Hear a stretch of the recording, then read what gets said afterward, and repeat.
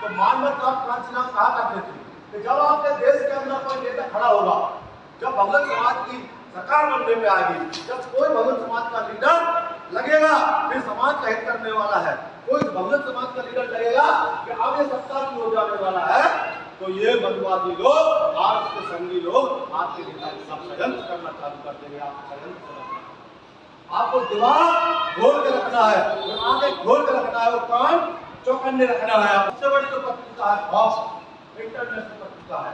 उस पत्रिका ने ये बात लिखी है कि भारत में एक ऐसा संगठन है जिसका कार्यकर्ता महलों में नहीं पाया जाता है, जिसका कार्यकर्ता महलों में नहीं पाया जाता है, जिसका कार्यकर्ता झोपड़ियों में पाया जाता है, जिसका कार्यकर्ता झोपड़ियों में पाया जाता है, और वो भी इतना ताकतवर कार्यकर्ता, इतना ताकतवर कार्यकर्ता जब हमारा कार्यकर्ता खाने जाता है तो ये कहता है सिपाही से, तो भाई आप कौन हो? सिपाही। सिपाही से बात नहीं करते, क्या लोग बात बताओ, बीमारी के लोग आएंगे क्या करता है? साहब ने 1984 में पार्टी के स्थापना की। वो बुद्ध से लेकर के सभी तक के जो विचार, उन विचारों को लेकर विचार था, उसको लेकर उस पार्टी का निर्माण किया। जब 84 में इस पार्टी का निर्माण हुआ, 6 साल में हम पहले सांसद बने। कितने साल में? 6 साल में हमारा पहला सांसद बना। और 1991-2003 और 93 में हमारी सरकार उत्तर प्रदेश के अंदर बन गई, बनी बहुजन नेता मुद्दे चुका है।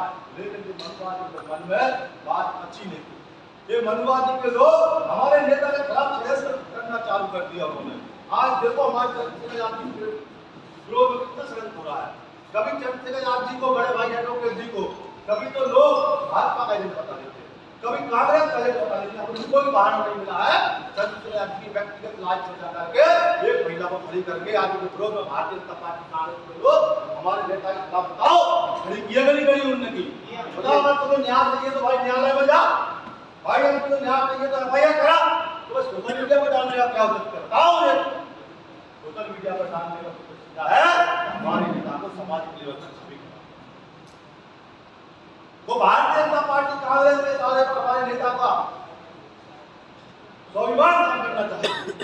लेकिन मैं माननीय एडवोकेट चंद्रशेखर आजाद जी, माननीय विनय सिंह से कहना चाहता हूँ, मैं उनसे कहना चाहता हूँ मध्य प्रदेश के छोटे से कार्यकर्ता होने के नाते, भाई आप अकेले नहीं, आपके साथ पूरा मध्य प्रदेश और पूरा प्रदेश खड़ा है, पूरा देश खड़ा है।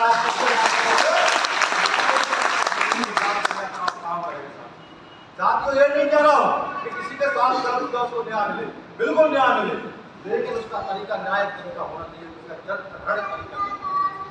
अगर इसके लिए न्याय चाहिए, संविधान हमें इजाजत देता है हमारी बात रखने का, संविधान हमें ये बात देता है कि जाओ आप कोर्ट जाओ, जाओ आप थाने जाओ, ये तमाम महिला बात तमाम अधिकार तमाम डिपार्टमेंट संविधान में दिए हैं, उनका किसी जगह ना जाकर के आप सोशल मीडिया पर हमारे नेता का हमारी पार्टी संगठन का दोनों का नाम प्लान बताएं, जिसे क्या कहते हैं? षड्यंत्र कहते हैं।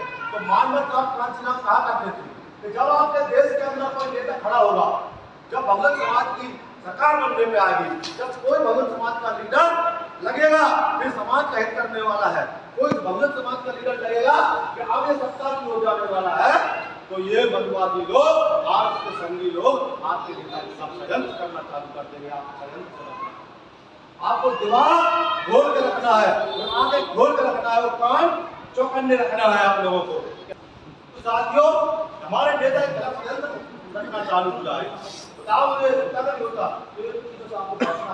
तो कांचीराम साहब ने जो 84 में पार्टी बनाई, उस पार्टी को 2007-2003 तक अच्छा चलाया गया और बहुजन नेता बहुजन समाज के नारे वाला 3-4 बार सरकार बनाई, लोग चाय बनाए।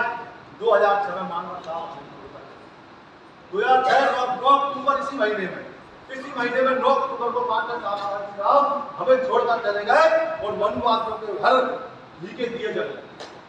उन्होंने राम भद्राचार्य ने तो यह भी कह दिया, राम भद्राचार्य का जो गुरु है उसने कहा कि मरे मुराद कांचीराम जय श्री राम, रामचंद्र जी भी कहते हैं।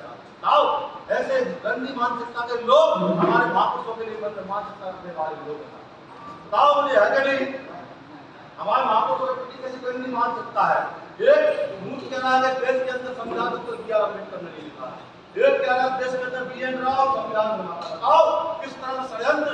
हमें तो ठीक है, हमारे नेताओं का तो प्रति ठीक है षड्यंत्र करना, लेकिन अब वो महापुरुषों को नहीं छोड़ रहे हैं, हमारे महापुरुषों पर इल्जाम लगा रहे हैं, महापुरुषों की योग्यता को नापने का प्रयास करना। साथियों, हमारे डॉक्टर बी.आर. अम्बेडकर बोलते कि इस देश को नहीं पूरे दूसरे देशों में सूर्य के पानी के नाम से बराक ओबामा ने बात कही, बराक ओबामा ने बात उसमें कहा कि अगर मेरे देश में डॉक्टर बी.आर. अम्बेडकर जी का जन्म होता, अगर मेरे देश में डॉक्टर बी.आर. अम्बेडकर जी का जन्म होता, तो मैं डॉक्टर अम्बेडकर जी को बराक ओबामा ये कह रहा हूँ कि सूर्य की उपाधि से यहाँ सम्मान करता। आपने संविधान में सूर्य की उपाधि से, सूर्य की उपाधि किस लिए बताओ, इसलिए सूर्य का नाम दिया। जब सूर्य सुबह उदय होता है, सूर्य बताओ सारे लोगों पे एक साथ रोशनी आती कि नहीं आती, बताओ किसी का काम किसी का ज्यादा तो नहीं आती कि भाई दलित क्या कम आ रही है, ब्राह्मण क्या ज्यादा आ रही है, और रघुवंशी घर ज्यादा है, क्षत्रिय घर ज्यादा आ रही है, तो होता है नहीं होता ना। तो जब सूर्य निकलता है तो पूरे विश्व में पूरे देश में एक जैसा उजाला होता है, किसी के घर कम ज्यादा नहीं होता। इस नाम से डॉक्टर बी.आर. अम्बेडकर जी को सम्मानित करने का काम बराक ओबामा ने किया। साथियों, अब बताते हैं भीम आर्मी के बारे में। जो लोग कहते हैं कि भीम आर्मी क्या है, इन 10 सालों में टाइम ऑफ मैगजीन में नंबर 1 का नाम चंद्रशेखर आजाद का नाम लेने वाला भीम आर्मी की कार्य करता है। बताओ राय नहीं हम लोग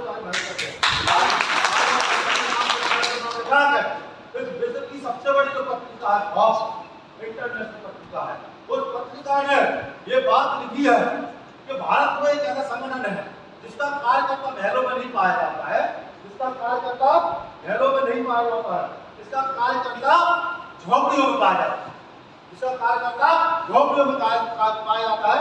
और वो भी इतना ताकतवर कार्यकर्ता, इतना ताकतवर कार्यकर्ता, जब हमारा कार्यकर्ता खाने जाता है तो ये कहता है सिपाही से, तो भाई आप कौन हो, सिपाही से बात नहीं करके क्या बात बताओ, बीमारी के लोग आएंगे